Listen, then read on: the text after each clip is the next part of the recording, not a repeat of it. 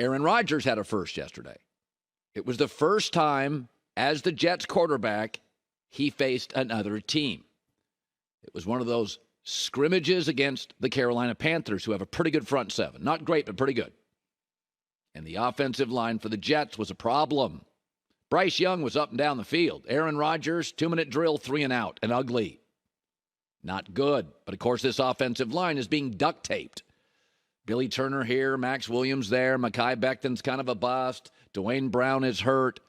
So Aaron can smile at the Tonys and on HBO and at the Knicks game, and it looked like fun. I was happy for him. But he'll get a little prickly when things start to emerge that he's not used to. The Green Bay Packers in 20 years, I do not ever recall them going into a season with a duct-taped offensive line. According to PFF, the last decade in Green Bay, Aaron's offensive lines, none were below average. Many were top 10. The Jets is now ranked at 23rd going into the season. And they are piecemealing it up front on the edges. They don't have a tackle. So the Packers have their flaws. Those are well documented on this show. But in terms of drafting and stability and development and coaching and organizationally, Green Bay's an excellent franchise, very much in the Patriots-Steelers realm. So essentially, Aaron Rodgers, because these are all companies, right? Aaron left a really well-run company for a poorly run company, the Jets, that in the last decade has finished in last place 7 times in a decade. Multiple quarterbacks, multiple coaches, multiple GMs, impulsive owners.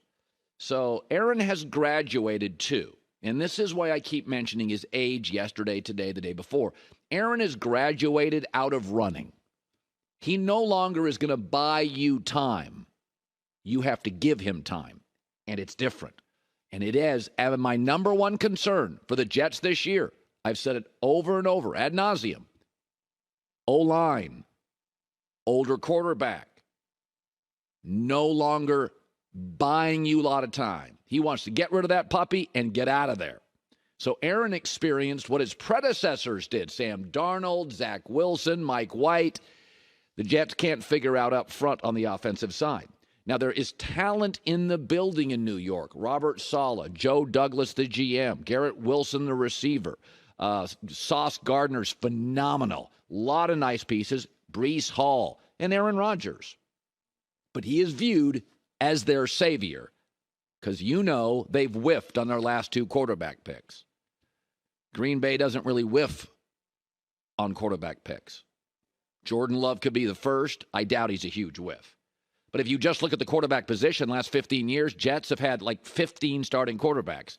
Essentially, Green Bay had 1 and a handful of guys that would fill in if Aaron went down with a couple collarbone injuries. But it was 1 quarterback basically for 15 years starting the game. So Aaron entered a building that at coach and quarterback, the 2 most important positions, has been swimming in chaos for 10 years. And these are all just companies. That's what they are. Green Bay is a well-run company, never in chaos, rarely in the news except for winning. And the Jets are almost always in the news for the wrong stuff.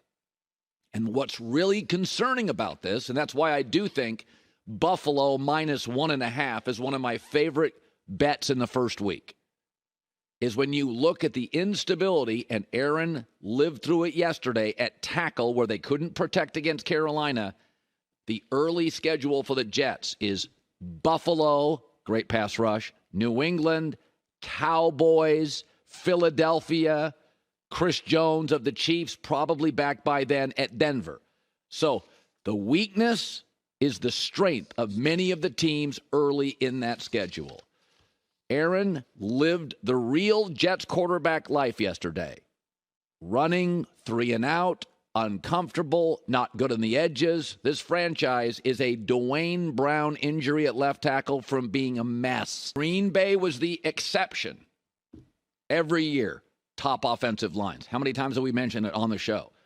So he went from a company with no chaos, although some was self-created, and excellent support and protection, to a circus he now has to save.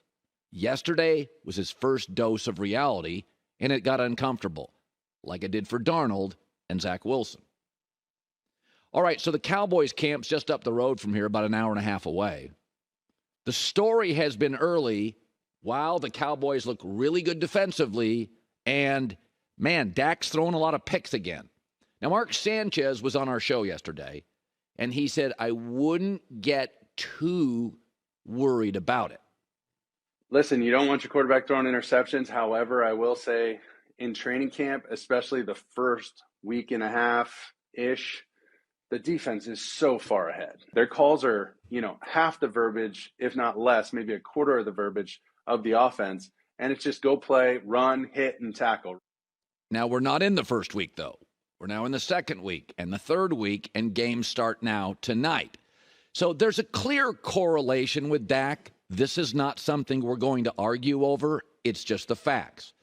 When you ask Dak Prescott the day he stepped into the league, the more you ask him to do, the more mistakes he makes. The best, most efficient year for Dak Prescott, believe it or not, was year one. Zeke was the best running back in the league. The offensive line was the best running offensive line in the league. And Dak was on the cheap. You could fill holes. He didn't cost anything. The Cowboys had the number 2 rush offense. And by year 2, we knew the truth. Because Zeke in year 2 was suspended 6 games. And in those 6 games, Dak had 5 touchdown passes and 7 picks and a 76 passer rating. Dak's only been to 2 Pro Bowls. And in both years he's been to a Pro Bowl, Zeke led the NFL in rushing attempts and rushing yards. Last year, Dak's numbers, 15 picks led the league, and he missed 4 starts. And a passer rating of 91. That was worse than Daniel Jones. Why? Because Zeke was a shot fighter, and the offensive line was in a rebuild. You needed more from Dak. So in this training camp, Zeke's not around. Brandon Cooks is new. Tony Pollard off a broken leg. O-line still in a bit of a rebuild. Zach Martin holding out. Dak once again heavy on the turnovers. There is a clear correlation. This is not arguable. His most efficient year was the year they needed him to do the least. So you keep telling me Dak's the front man of a great band, and every time he's out in front by himself, there's no hits, right? So Shady McCoy said the interceptions, no big deal, maybe.